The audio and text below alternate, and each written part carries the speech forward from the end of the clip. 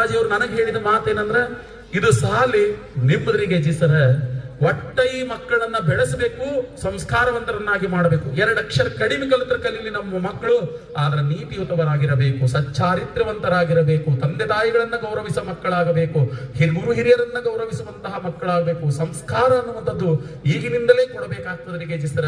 ಅದಕ್ಕೆ ನೀವು ಮುಂದಿನ ಒಂದು ಅವಧಿ ಒಳಗ ಜೂನದಿಂದ ಏನಪ್ಪಾ ಅಂದ್ರೆ ಪ್ರತಿ 15 ದಿನಕ್ಕೊಮ್ಮೆ ಕಂಪಲ್ಸರಿ ನೀವು ಬರಲೇಬೇಕು, ನಮ್ಮ ವಿದ್ಯಾರ್ಥಿಗಳ ಜೊತೆ ಕ್ಲಾಸ್ ತಗೊಳ್ಳೇಬೇಕು ಅನ್ನುವಂತಹ ಆಜ್ಞೆಯನ್ನ ಮಾಡಿದ್ದಾರೆ.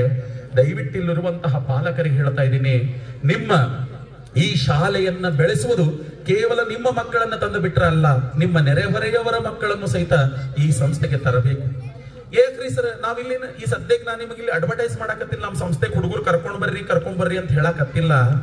ಇಂತಹ ಗುರುಗಳರ ಮಾರ್ಗದರ್ಶನದಲ್ಲಿ, ಇಂತಹ ಒಂದು ವಾತಾವರಣದಲ್ಲಿ ಮಕ್ಕಳು ಬೆಳೆದ್ರೆ ಅದು ಅದ್ಭುತವಾದಂತಹ ಶಕ್ತಿಯಾಗಿಯೇ ಹೊರಹೊಮ್ಮುತ್ತದೆ ಹೊರತು ಅದರೊಳಗೆ ಏನೂ ಸಂಶಯವಿಲ್ಲ. ಅದಕ್ಕೆ ನಿಮ್ಮ ಆಜು ಬಾಜು ನಿಮ್ಮ ಪೇರೆಂಟ್ಸ್, ನಿಮ್ಮ